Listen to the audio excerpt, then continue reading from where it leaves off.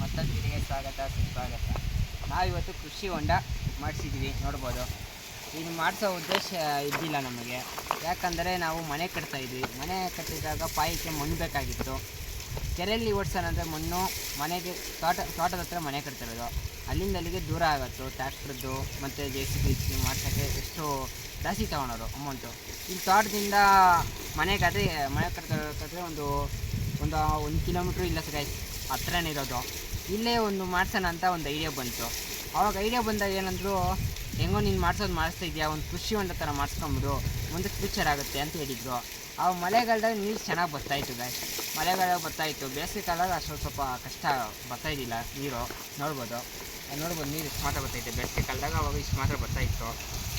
ಆವಾಗ ಐಡಿಯಾ ಉಪಯೋಗಿಸಿ ಸರಿಪ್ಪ ಎಲ್ಲರೂ ಹೇಳ್ತಾವ್ರೆ ಅಂದ್ಬಿಟ್ಟು ಕೃಷಿ ಹೊಂಡ ಮಾಡಿಸ್ಬಿಟ್ರಿ.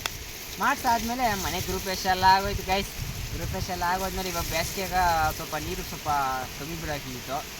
ಆಯ್ತು ಅಂದ್ಬಿಟ್ಟು ಇವಾಗ ಪೇಪರ್ ತಂದು ಹಾಕಿದ್ದೀವಿ ಇವತ್ತು. ನೋಡ್ಬೋದು ಪೇಪರ್ ತಂದು ಒನ್ ಅವರಿಂದ ಬಂದಿದೆ ನೀರು.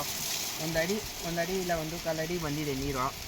1000 ಲೀಟ್ರು ಅಷ್ಟು ನೀರು ಬರ್ತಾಯಿದೆ, ನೋಡ್ಬೋದು. ಈಗ ಈ ಸಂಪಿಗೆ 2 HP ಮೋಟ್ರ್ ಇಕ್ಕಬೇಕು. 2 HP ಮೋಟ್ರ್ ಇಕ್ಕಿದಾಗ ಏನಾಗುತ್ತೆ ಅಂದರೆ, ನೀರು ಸ್ಟೋರೇಜ್ ಆಗಿರುತ್ತೆ. ನೀರು ಸ್ಟೋರೇಜ್ ಆದಾಗ ನೀವು 4 ಗೇಟ್ ಆನ್ ಮಾಡಿ ಒಂದೇ ಕಿತ ನೀರು ಬಿಟ್ಟರೆ ಆ ಮೋಟ್ರ್ ಕೆಪಾಸಿಟಿಗೆ ಫುಲ್ ಎಲ್ಲ ತೋಟಕ್ಕೂ ಹರಿಯುತ್ತೆ ನೀರು. ಇವಾಗ ನೀವು ಬರ್ತಾರ ನೀರಕ್ಕೆ ನೀವು 4 ಗೇಟ್ ಅಲ್ಲ 2 ಗೇಟ್ ಆನ್ ಮಾಡಿದ್ರು ನೀರು ಬರೋಲ್ಲ ಸರಿಯಾಗಿ. 1 ಗೇಟ್ ಒಳಗೆ ಮೇಂಟೆನೆನ್ಸ್ ಮಾಡಬೇಕು. ಇನ್ನು 4 ಗೇಟ್ ಒಳಗೂ ಬೆಲೆ ಇದಾಗೋಗುತ್ತೆ. ಅದಕ್ಕೆ 2 HP ಮೋಟ್ರ್ ಇಕ್ಕಿ 4 ಗೇಟ್ ಒಳಗೆ ಒಂದೇ ಕಿತ ನೀರು ಬಿಟ್ಟರೆ ಚೆನ್ನಾಗಿ ನೀರು ಹರಿಯುತ್ತೆ, ಚೆನ್ನಾಗಿ ಬೆಲೆ ಆಗುತ್ತೆ. ನೋಡ್ಬೋದು ರೈತರ ಕಷ್ಟ ಎಷ್ಟಿದೆ ಅಂತ ನೀವು ಅಬ್ಸರ್ವ್ ಮಾಡ್ಬೋದು.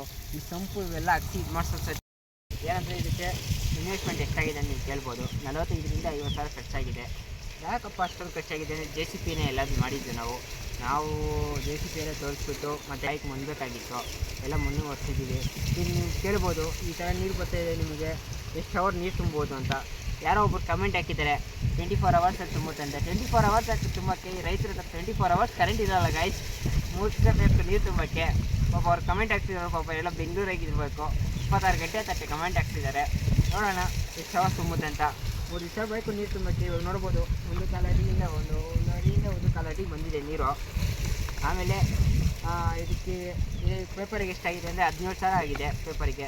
ನಾವು 15 ಫ್ಯಾಕ್ಟ್ರಿ ಕೇಳೋಕೆ ಹೋದರೆ 45 ಸಾವಿರ ಕೇಳಿದ್ನು ಪೇಪರ್ ಮಾಡೋಕ್ಕೆ, 50ರಿಂದ 50.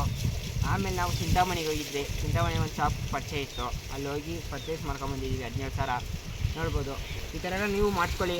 ತೋಟಕ್ಕೆ ನೀರು ಸ್ಟೋರೇಜ್ ಮಾಡ್ಕೊಂಡು ನೀರು ಇದು ಮಾಡಿ ಒಂದೇ ಥರ ನೀರು ಬೆಳೆ ಎಲ್ಲ ಬರುತ್ತೆ ಗೈಸ್. ಇನ್ನೊಂದು ಪ್ಲ್ಯಾನ್ ಇದೆ, ಅದೊಂದು ಪ್ಲ್ಯಾನ್ ನಿಮ್ಗೆ ಬೇಕಾದರೆ ತುಂಬಾದಮೇಲೆ ಒಂದು ವೀಡಿಯೋ ಮಾಡಿ ಅಪ್ಲೋಡ್ ಮಾಡ್ತೀನಿ, ನೋಡಿರಿ. ಆವಾಗ